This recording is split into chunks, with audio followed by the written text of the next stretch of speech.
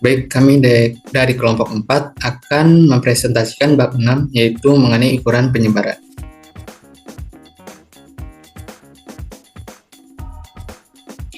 Adapun anggota dari kelompok kami ada saya sendiri, Agung Setiabudi, lalu ada Ahmad Syarif, Bella Aulia, Farhana Dipa, Fatmawati Siti Zubaida, lalu Muhammad Jamaluddin, Muhammad Mikael, Muhammad Rehan Rafiq, dan juga Okta Salsabila. Next. Oke, secara singkat mengenai ukuran penyebaran. Penyebaran ini merupakan seberapa jauh suatu data berada atau menyebar dari kelompok data tersebut. Nah, ukuran penyebaran itu menyatakan dekatnya suatu data ke pusat rangkaian data tersebut. Next. Nah, ukuran penyebaran data itu yang pertama ada ukuran penyebaran absolut. Di sini ada range, di mana range ini dibagi menjadi dua, yaitu ada range data yang belum dikelompokkan dan range data yang telah dikelompokkan. Next. Untuk range data yang dikelompokkan, rumusnya itu ialah R sama dengan Xn min X1, di mana R di sini merupakan range atau jangkauannya, Xn yaitu data terbesar, sementara Xi atau X1 di sini yaitu data terkecilnya. Adapun contoh soalnya itu sebagai berikut. Soal pertama, besarnya keuntungan yang diperoleh oleh seorang pedagang selama 5 bulan terakhir dalam juta rupiah sebagai berikut. Yang pertama 5,0, yang kedua 5,1, yang ketiga 6,0, yang keempat 6,3, dan yang terakhir 7,0. Di sini hitunglah range-nya. Lalu next. Dan ada soal kedua, di mana disebutkan aset 8 miliar rupiah perusahaan yang dipetik dari laporan keuangannya yang telah dipublikasikan melalui media cetak atau surat kabar nasional adalah sebagai berikut. Ada 252, 260, 265, 270, 275, 280, 301, serta 352. Sama di sini yang dipertanyakan hitunglah range-nya.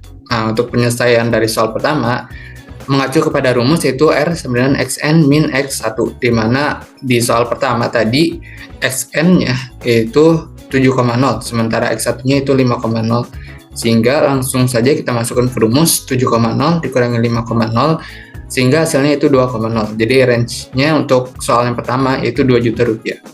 Sementara untuk soal kedua, kita lihat di sini ada Xn-nya. Di sini ada 352, sementara untuk Xi-nya atau X1-nya itu 252. Sehingga jika kita masukkan ke rumus, maka didapatkan hasilnya itu range-nya 100.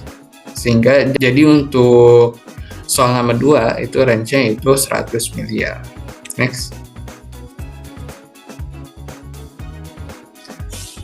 Nah, selanjutnya itu ada range data yang telah dikelompokkan. Nah, untuk rumusnya sendiri yaitu R sama dengan batas bawah kelas terakhir dikurangi batas bawah kelas pertama. Atau dapat juga menggunakan rumus R sama dengan nilai tengah tertinggi dikurangi nilai tengah terendah. Oke, kita masuk ke contoh soal. Di sini terdapat data dari omset penjualan dalam juta rupiah. Di sini disertai juga dengan banyaknya serta nilai tengahnya, seperti yang terlihat pada tabel di sini. Jadi untuk pertanyaannya masih sama, itu menghitung jangkauannya atau range-nya. Tadi disebutkan bahwa rumusnya itu ada 2. Nah, ini kita coba menyelesaikannya dengan 2 rumus tersebut. Untuk yang penyelesaian untuk rumus yang pertama, di sini diketahui bahwa batas bawah dari kelas pertama di tabel sebelumnya yaitu 20, sedangkan batas kelas terakhirnya itu 80. Sehingga dapat ditentukan jangkauannya mengikuti rumusnya itu R sama dengan 80 atau batas kelas terakhirnya dikurangi 20 atau batas kelas pertamanya, sehingga didapatkan bahwa range-nya itu 60. Lalu jika menggunakan rumus yang kedua, di sini dapat diketahui bahwa nilai tengah untuk kelas pertama itu 24,5, sedangkan nilai tengah untuk range untuk kelas terakhirnya maksudnya yaitu 84,5. Nah, di sini sehingga dapat ditentukan jangkauannya seperti yang terlihat di layar, yaitu R sama dengan 84,5 dikurangi 24,5, sehingga hasilnya 60. Hasil dari penyelesaian cara pertama ataupun cara kedua itu sama saja, sehingga jangkauannya dapat diketahui yaitu 60 juta. Oke, mungkin untuk materi selanjutnya akan dijelaskan oleh teman saya. Baik, di sini saya akan menjelaskan tentang deviasi kuartil. Deviasi kuartil adalah suatu ukuran statistika yang menggambarkan perbedaan antara kuartil ketiga dan kuartil pertama dalam suatu sel. Nah, di sini terdapat contoh soal yang dimana dalam sebuah penelitian seorang peneliti mengumpulkan data tinggi badan dalam bentuk sentimeter dari 10 siswa laki-laki dan penyusunnya dalam tabel sebagai berikut ini.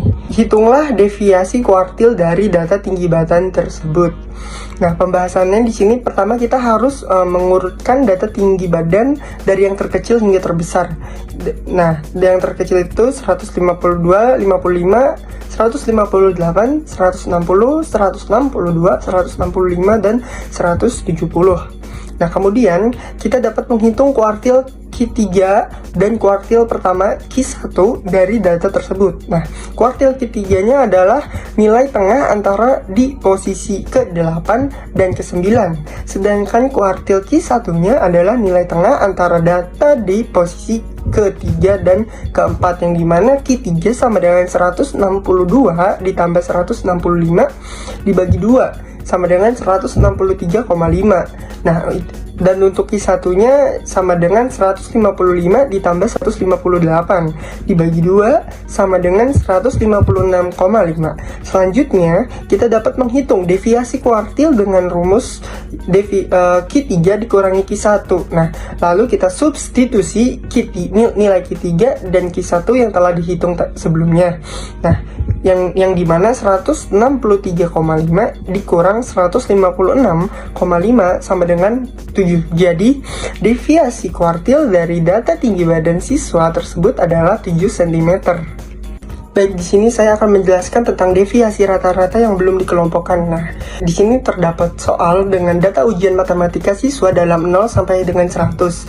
Yang dimana nama Andi nilai ujiannya 85, Budi 90, Cici 78, Salma 92, Ardi 88, Ana 76, dan Gita 89. Nah, dalam tabel di atas terdapat data nilai ujian matematika siswa yang belum dikelompokkan berdasarkan data tersebut. Nah, kita dapat menghitung deviasi rata-rata dengan rumus sigma XI dikurang X rata-rata dibagi N. Nah, yang pertama itu kita dapat menghitung rata-rata atau min-nya, yang dimana sigma nilai ujian dibagi jumlah data, yaitu 85 ditambah 90 ditambah 78 ditambah 92 ditambah 88 ditambah 76 ditambah 89 dibagi 7 sama dengan 598 dibagi 7 sama dengan 85,4. Nah, untuk yang step kedua itu menghitung deviasi absolutnya, yang dimana nilai ujian dikurangin dengan rata-rata. Dapat kita lihat dalam tabel nama siswa Andi nilai ujiannya 85 dan deviasi absolutnya itu 0,4. Budi nilai ujiannya 90, deviasi absolutnya 4,8. Cici nilai ujiannya 78 dengan deviasi absolutnya 7,4. Salma dengan nilai ujiannya 92, deviasi absolutnya 6,6. Ardi nilai ujiannya 88 dengan deviasi absolutnya 2,6. Ana dengan nilai ujian 76, deviasi absolutnya 9,4, dan Gita dengan nilai ujian 89 dengan deviasi absolutnya 3,6. Maka nilai ujiannya kalau kita total 598 dibagi 7 sama dengan 85,4, dan deviasi absolutnya dengan total 34,6. Nah, di sini kita menggunakan rumusnya sigma dalam kurung XI dikurang X rata-rata dibagi N, yang dimana XI-nya itu 34,6 dan dibagi 7 sama dengan 4,94. Nah, jadi deviasi rata-rata dari data nilai ujian matematika siswa dalam tabel di atas adalah 4,94. Nah, di sini saya akan menjelaskan contoh soal dengan deviasi rata-rata yang telah dikelompokkan. Nah, di sini terdapat soal kelas interval 10 sampai 20, 20 sampai 30, 30 sampai 40, 40 sampai 50, 50 dan 50 sampai 60 yang dimana terdapat frekuensinya. Nah, dalam tabel di atas kita memiliki distribusi frekuensi data yang dikelompokkan dalam kelas interval dan telah diberikan frekuensi F untuk masing-masing kelas interval tersebut. Nah, langkah pertama yang kita harus lakukan untuk menghitung deviasi rata-rata dari data yang telah dikelompokkan ini, yaitu hitung titik tengahnya untuk masing-masing kelas interval tersebut. Nah, titik tengah ini dapat dihitung dengan menggunakan rumus titik batas bawah ditambah batas atas dibagi 2. Nah, dengan demikian kita bisa menghitung titik tengah untuk masing-masing kelas interval dalam tabel sebagai berikut. Nah, di sini terdapat hasilnya, yaitu kelas interval 10 sampai 20 frekuensinya 5, titik tengahnya 15. 20 sampai 30 frekuensinya 8, titik tengahnya 25. Kelas intervalnya 30 sampai 40 frekuensinya 12, titik tengahnya 35. Kelas interval 40 sampai 50 frekuensinya 7, titik tengahnya 45. Dan kelas interval 50 sampai 60 frekuensinya 3, titik tengahnya 55, di mana totalnya frekuensinya itu 35. Nah, di sini kita dapat menghitung deviasi absolut X dengan X rata-rata untuk masing-masing kelas interval.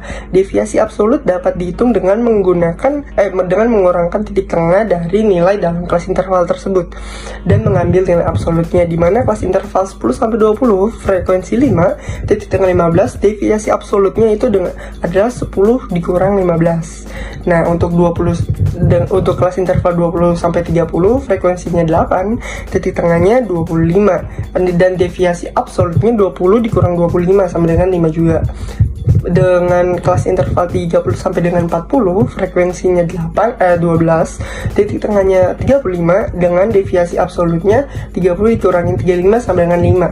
Dan kelas interval 40 sampai 50 frekuensinya 7 dan titik tengahnya 45, deviasi absolutnya 40 dikurangin 45 sama dengan 5. Dan yang terakhir kelas interval 50 sampai dengan 60 frekuensinya 3 dan titik tengahnya 55, deviasi absolutnya 50 dikurang 55 sama dengan 5.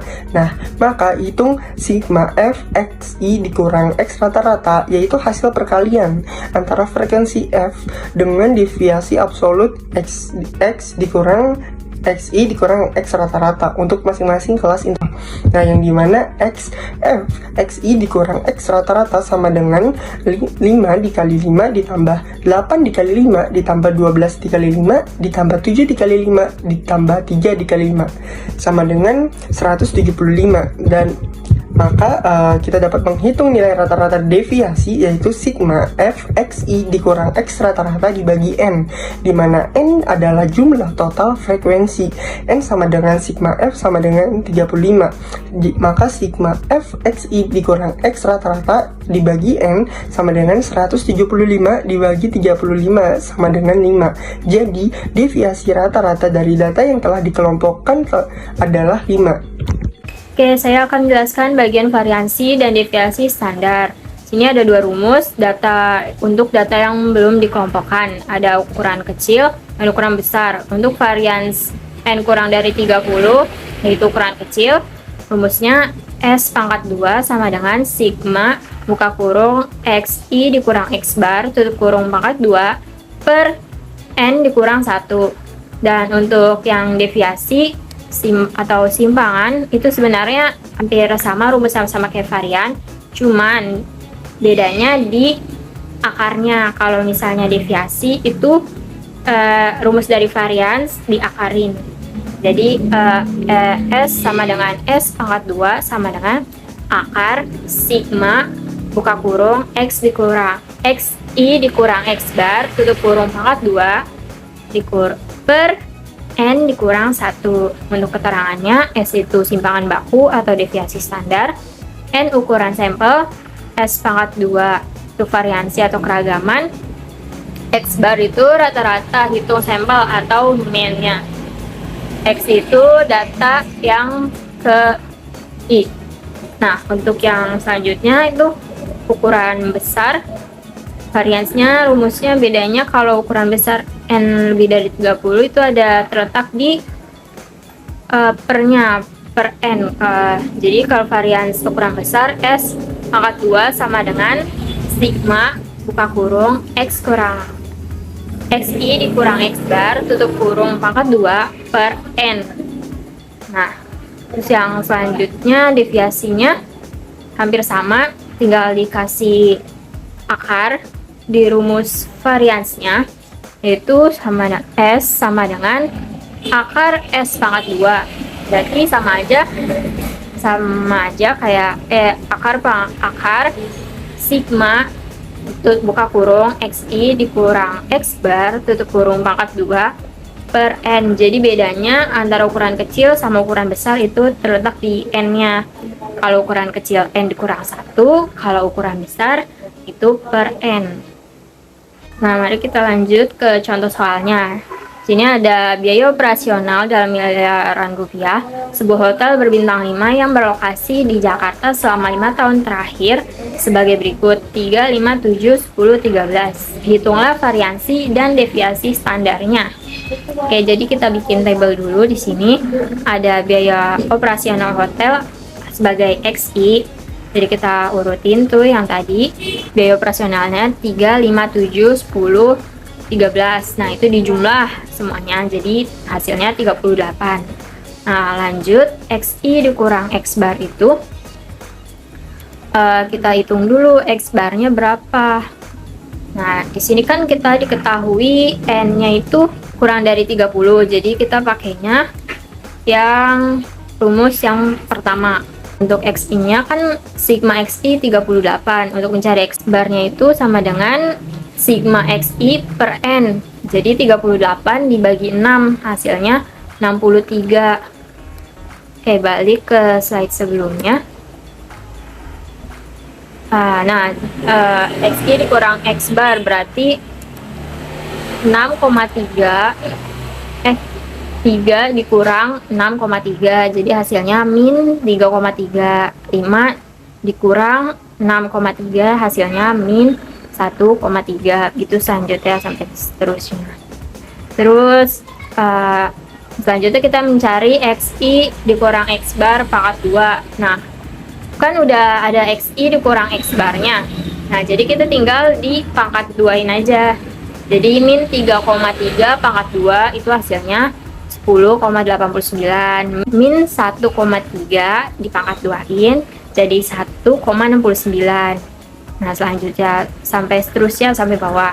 Nah, habis itu baru dijumlah yang bagian bawahnya, jadi itu hasilnya 71,65. Nah, untuk mencari variansnya tinggal kita masukin aja yang ada di tabel tadi, masukin ke rumusnya. Untuk variansnya S pangkat 2 sama dengan sigma dalam kurung XI dikurang X bar pangkat 2 per N dikurang 1. Jadi 71,65 yang tadi ada di tabel, terus dibagi 6 dikurang 1 karena kan tadi ukurannya kecil, kurang dari 30. Nah, hasilnya 14,33. Nah, untuk mencari deviasi standarnya tinggal masukin rumus yang tadi, terus masukin yang variansnya, lalu diakarkan. Jadi S sama dengan S pangkat 2 sama dengan akar sigma buka kurung XI dikurang X bar tutup kurung pangkat 2 per N dikurang 1. Nah, sama dengan akar 14,33. Nah, hasilnya itu 3,78. Selanjutnya ada contoh dari deviasi standar. Contoh soalnya yaitu jumlah penjualan pupuk dalam 100 ton sebuah distributor yang berkedudukan di Jakarta selama 6 bulan, mulai dari bulan Mei hingga Oktober. Tahun lalu dicatat sebagai berikut: 2, 4, 5, 6, 6, 7. Tentukanlah simpangan baku jumlah penjualan pupuk selama 6 bulan dari distributor tersebut. Berikanlah interpretasi terhadap nilai simpangan bakunya. Penyelesaiannya diketahui N sama dengan 6 kurang dari 30, sigma XI-nya sama dengan 30, sigma XI minus mean kuadrat sama dengan 16. Setelah dihitung meannya itu hasilnya 5, terus rumus variansinya mendapatkan hasil 16/5, dan deviasi standarnya hasilnya menjadi 1,79. Jadi, simpangan baku dari penjualan pupuk tersebut sebesar 1,79 ton. Interpretasi, nilai S sama dengan 1,79 ton. Memiliki arti bahwa rata-rata penyimpangan ke-6 jumlah penjualan pupuk tersebut sebesar 1,79 ton dari rata-rata penjualannya. Kemudian ada contoh soal dari variansi dan deviasi standar sampel data yang telah dikelompokkan. Berikut contoh soalnya. Yang pertama, penyelesaian dari menghitung variansi dan deviasi standar dengan cara panjang. Diketahuinya ada 12.337,12 dan meannya mendapatkan hasil 61,93, dan setelah dihitung deviasi standarnya kita mendapatkan 13,27. Kemudian cara yang kedua ada penyelesaian dari menghitung variansi dan deviasi standar dengan cara yang pendek. Diketahui N-nya sama dengan 70, C-nya sama dengan 10, dan setelah kami hitung deviasi standarnya mendapatkan hasil 13,27. Selanjutnya di sini saya akan menjelaskan tentang variansi dan deviasi standar populasi. Berikut adalah soalnya. Umur semua pasien yang ditempatkan dalam kamar isolasi di sebuah rumah sakit umum adalah 34, 40, 30, 45, 31, dan 36 tahun. Soalnya berapa variansi dan deviasi standar populasi umur pasien. Slide selanjutnya adalah syarat penyelesaiannya. Nah, dapat diketahui pada tabel tersebut adalah N sama atau ukuran populasi sama dengan 6, sigma XI sama dengan 216, dan sigma XI min mu kuadrat sama dengan 162. Nah, di sini kita bisa menghitung terlebih dahulu mu yang didapat. Nah, mu-nya itu kan rumusnya sigma XI per N, dan kita bisa masukin ke rumus sigma XI-nya itu adalah 216 dan N-nya adalah 6. Nah, jadi 216 per 6 totalnya yaitu 36. Selanjutnya kita hitung variannya. Sigma kuadrat sama dengan sigma XI min mu kuadrat per N, jadi 162 per 6 sama dengan 27. Nah, terakhir dapat kita hitung simpangan bakunya, itu adalah akar sigma kuadrat sama dengan akar 27. Nah, total adalah 5,20. Jadi variansinya adalah 27 tahun dan deviasi standarnya adalah 5,20 tahun. Ukuran penyebaran relatif. Nah, jadi ukuran penyebaran relatif itu meliputi 3 hal.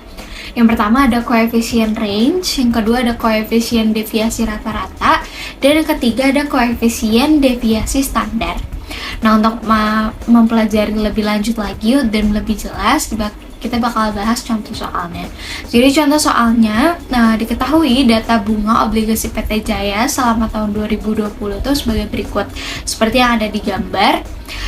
Jadi kayak yang ada di gambar nih, dari bulan Januari sampai bulan Desember itu dikasih tahu berikut dengan bunganya itu dari 17,09, 16,86, dan seterusnya. Nah, pertanyaannya, kita itu disuruh untuk hitung dan cari yang pertama ada koefisien range, terus ada koefisien deviasi rata-rata, dan koefisien deviasi standar. Jadi kita disuruh cari 3 hal tersebut. Nah, gimana cara penyelesaiannya? Nah, penyelesaiannya itu seperti yang ada di sini, yang ada di gambar. Yang di kolom X yang pertama itu merupakan nilai atau data yang ada di soal seperti 17,9, 16,86, dan seterusnya.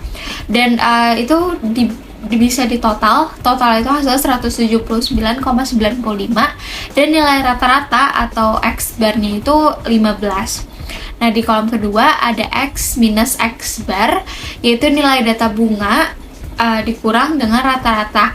Hasilnya itu 2,9, 1,86 dan seterusnya.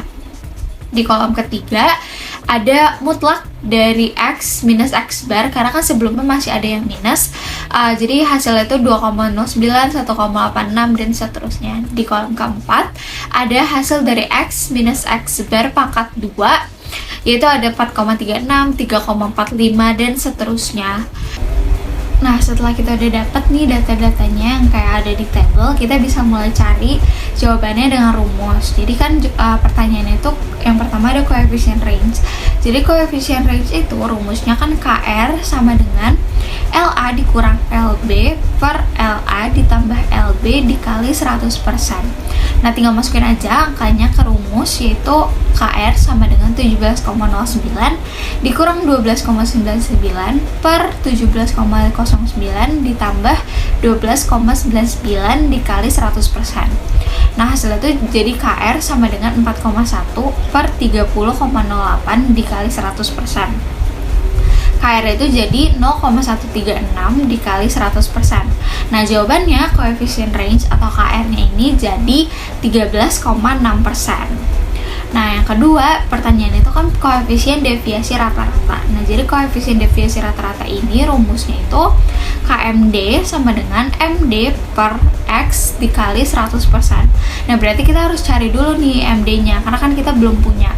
Nah, jadi rumus MD-nya ini sigma mutlak X dikurang X bar per N. Nah, jadi tinggal masukin lagi MD itu jadinya 16,53 per 12. Jadi hasilnya itu 1,38. Akhirnya kita bisa mulai cari nih KMD-nya itu berapa. Jadi KMD-nya itu MD per X dikali 100% kan rumusnya. Jadi KMD-nya itu 1,38 per 15 dikali 100%. Hasilnya itu 0,092 dikali 100%. Nah, jadi KMD-nya atau koefisien deviasi rata-ratanya itu jadi 9,2%. Selanjutnya, koefisien deviasi standar.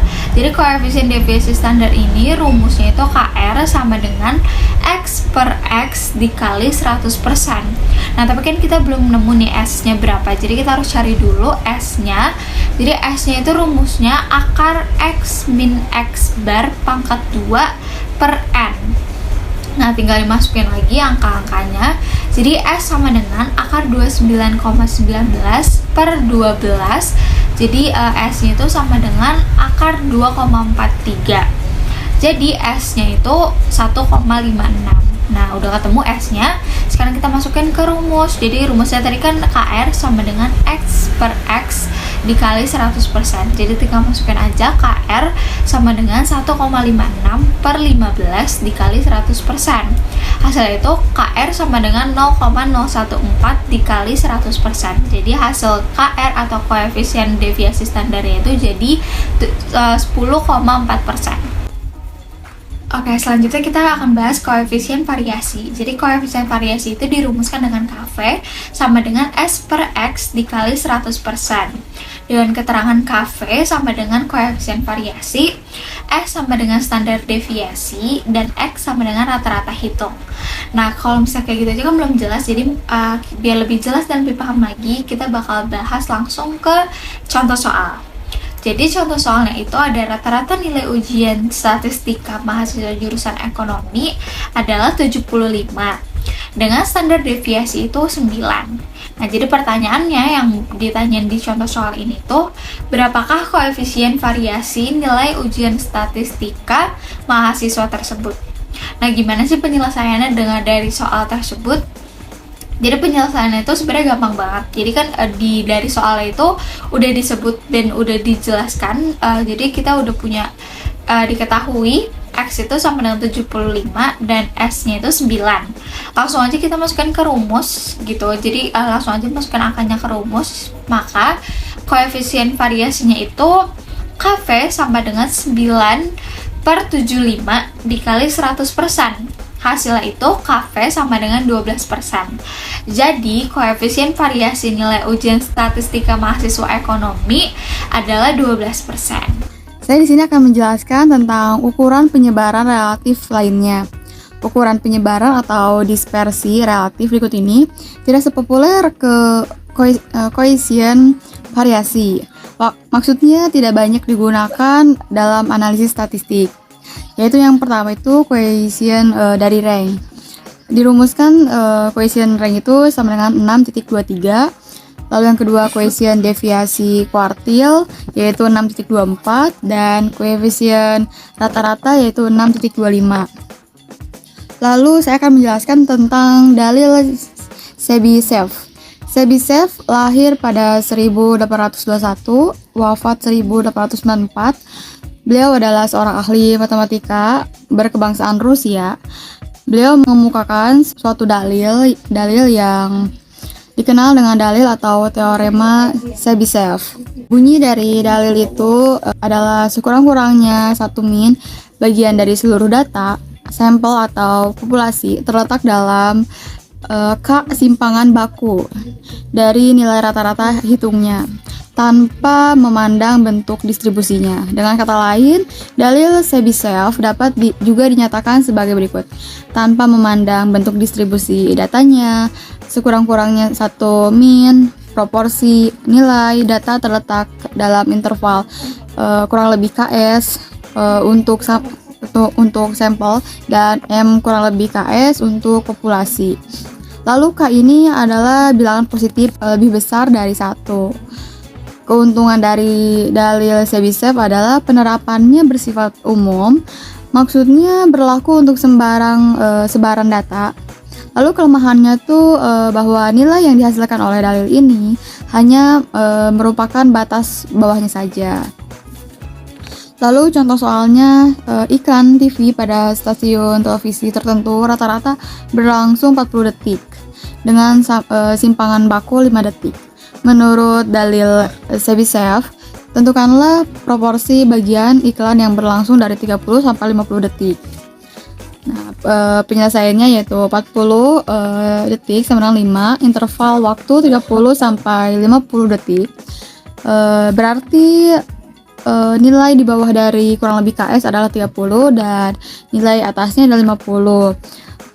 Dengan mengambil salah satu nilai yaitu min KS sama dengan 30 atau plus KS sama dengan 50. Nilai K dapat dihitung sebagai berikut. Min K kali S sama dengan 30 diambil dari nilai bawah, 40 dikurangi K dikali 5 sama dengan 30. Terus min 5K sama dengan min 10K sama dengan 2 sehingga 1 min sama dengan 1 min sama dengan 3/4. Jadi sekurang-kurang 3/4 bagian atau 75% dari total iklan tersebut berlangsung dari 30 sampai 50 detik. Kaidah empirik Pali Chebyshev memberikan dugaan atau perkiraan kasar mengenai proporsi dan dari keseluruhan data yang terletak K simpangan baku di sekitar rata-ratanya. K merupakan bilangan tetap positif dan lebih besar dari 1, tanpa memandang bentuk distribusi frekuensinya berbentuk genta atau normal, atau tidak. Pada bagian ini akan ditemukan suatu kaidah yang memberikan hasil perkiraan yang lebih kuat daripada dalil Chebyshev yang dikenal dengan kaidah empirik. Contoh soal kaidah empirik yaitu suatu sampel biaya perawatan per bulan yang dikeluarkan 80 usaha rental komputer di kota Denpasar, distribusinya berbentuk genta dengan rata-rata hitung 1,5 juta dan simpangan bakunya adalah 0,4 juta. Dengan menggunakan kaidah empirik, tentukanlah batas-batas biaya perawatan per bulan yang mencakup 68% dari keseluruhan sampel tersebut. Penyelesaiannya menurut kaidah empirik kira-kira sebanyak 68% dari biaya itu adalah 68% dikalikan 80 adalah 54 biaya perawatan. Berada dalam interval X plus 1S, jadi batas bawahnya adalah X min 1S sama dengan 1,5 juta sampai 0,4 juta sama dengan 1,1 juta. Batas atasnya adalah X plus 1S sama dengan 1,5 juta ditambah 0,4 juta, maka hasilnya adalah 1,9 juta. Dengan kaitan ini, 68% biaya-biaya perawatan tersebut berada pada batas-batasan 1,1 juta hingga 1,9 juta rupiah. Selanjutnya adalah angka baku. Angka baku memiliki dua rumus. Yang pertama adalah angka baku sampel, Z sama dengan XI min X bar per S. Dan yang kedua adalah angka baku populasi, Z sama dengan XI min mikro per O per delta. XI sama dengan nilai data atau pengamatan yang ke I, X bar merupakan rata-rata sampel, S sama dengan simpangan baku atau standar deviasi, mikro sama dengan rata-rata populasi, dan delta sama dengan simpangan baku standar deviasi, dan Z merupakan angka baku sendiri. Nah, sekarang saya akan menjelaskan bagaimana menentukan peringkat relatif sebagai salah satu interpretasi dari angka baku atau nilai Z atau Z-score. Cara menentukannya adalah sebagai berikut. Peringkat relatif masing-masing pengamatan secara individu dalam kelompoknya dibandingkan, setelah itu nilai skor yang lebih besar memiliki peringkat yang lebih tinggi atau dibandingkan untuk ditempatkan di bagian yang lebih tinggi daripada yang lebih rendah. Untuk interpretasi nilai Z-nya atau Z-score atau angka bakunya, nilai Z kan dapat bernilai positif ataupun bernilai negatif. Bila nilai Z itu sama dengan positif K atau K positif K, berarti letak pengamatan atau data tersebut berada sebagai K simpangan baku di atas rata-ratanya. Dan bila nilai Z sama dengan negatif K atau minus K atau min K, berarti letak pengamatan atau data tersebut berada K simpangan baku di bawah rata-ratanya. Perlu diketahui bahwa K adalah suatu konstanta. Nah, di sini ada contoh soal. Nah, contoh soal di sini berbunyi, Sada adalah salah seorang mahasiswa kelas A dan Tono adalah salah seorang mahasiswa di kelas B yang memiliki program studi yang sama. Ya, begitulah. Pada ujian akhir semester, nilai statistika ekonomi mereka, Sada dan Tono, masing-masing adalah 85 dan 70. Sementara, nilai rata-rata statistika ekonomi untuk kelas A dan B masing-masing 80 dan 60. Dengan simpangan baku masing-masing adalah 10 dan 7,5. Nah, pertanyaannya adalah, yang bagian A, siapakah yang lebih berprestasi? Khususnya dalam mata kuliah statistika ekonomi, Sada ataukah Tono? Yang B, bagaimana kedudukan nilai statistika ekonomi Sada dan Tono di kelasnya masing-masing? Nah, untuk penyelesaiannya kita akan menggunakan rumus angka baku sampel. Karena sampelnya di sini adalah Sada dan Tono, bukan populasi. Kalau populasi kan kumpulan dari sampel. Nah, untuk Sada di sini kita mendapatkan X-nya adalah 85 kan. Seperti yang ada di soal tadi, dia Sada itu memiliki nilai 85. Dan X barnya untuk rata-rata sekelasnya itu 80. Simpangannya tadi 10. Nah, kita masukkan ke dalam rumusnya. Z atau nilai skor Z atau angka bakunya sama dengan X dikurangi X bar dibagi simpangan baku. Iya, simpangan baku S. Sama dengan X-nya tadi kita ganti dengan angka 85, sedangkan X barnya itu adalah 80 dibagi 10. Nah, di sini kita mendapatkan hasilnya adalah 0,5. Sedangkan Tono kita mengetahuinya tadi nilainya itu X sama dengan 70. Sedangkan nilai rata-rata di kelasnya itu adalah 60. Jadi X barnya adalah 60. Untuk simpangan bakunya kelas Tono itu 7,5. Jadi Z sama dengan X dikurangi X bar dibagi S sama dengan X-nya tadi 70 dikurangi X barnya tadi 60 dibagi 7,5 sebagai simpangan bakunya. Nah, 70 dikurangi 60 sama dengan 10 dibagi 7,5, dapatlah hasilnya adalah 1,33. Nah, di sini dapat disimpulkan bahwasannya nilai dari Tono itu memiliki interpretasi nilai Z yang lebih tinggi daripada si Sada. Jadi jawaban untuk yang A adalah Tono lebih berprestasi daripada Sada. Nah, untuk yang bagian B, Sada dengan nilai Z sama dengan 0,5. Ini berarti kedudukan nilai Sada 0,5, simpangan baku. 0,5 dikali 10 sama dengan 5. Di atas rata-rata kelasnya. Dengan kata lain, selisih nilai Sada dengan nilai rata-rata atau mean kelasnya adalah 5. Tono dengan nilai Z sama dengan 1,33, ini berarti kedudukan nilai Tono 1,33 simpangan baku. 1,33 dikali 7,5 sama dengan 9,975, atau bisa kita bulatkan menjadi 10 di atas rata-rata kelasnya. Jadi di atas 10 di atas rata-rata kelasnya gitu. Dengan kata lain, selisih nilai Tono dengan rata-rata atau mean kelasnya adalah 10. Nah, bisa disimpulkan kan bahwasanya Tono lebih berprestasi daripada Sada. Setelah saya menjelaskan peringkat relatif tadi, nah masuk ke bagian mendeteksi data ekstrim atau outlier. Untuk mendeteksi apakah suatu pengamatan atau data merupakan data ekstrim atau terlalu besar atau tinggi, atau terlalu kecil atau rendah dalam kelompoknya, untuk data yang menyebar atau mendekati normal, berlaku kriteria sebagai berikut. Yaitu bila nilai Z data tersebut terletak di luar interval -3, -3, dan +3 atau ya 3 gitu, atau bila nilai absolut Z yaitu absolut Z lebih dari 3, maka pengamatan atau data tersebut dianggap outlier. Masuk ke contoh soal. Di sini terdapat soal yaitu berbunyi seperti ini. Dari daftar gaji seluruh karyawan sebuah perusahaan pembiayaan, jumlah karyawan yang digaji adalah sebanyak 100 orang. Diketahui bahwa rata-rata gaji mereka per bulan sebesar 6,5 juta rupiah dan simpangan bakunya adalah 450.000 rupiah atau 0,45 juta rupiah. Salah satu karyawan perusahaan tersebut yaitu Anton digaji 5 juta rupiah per bulan. Apakah gaji Anton tersebut merupakan data outlier? Ya, masuk ke dalam penyelesaiannya.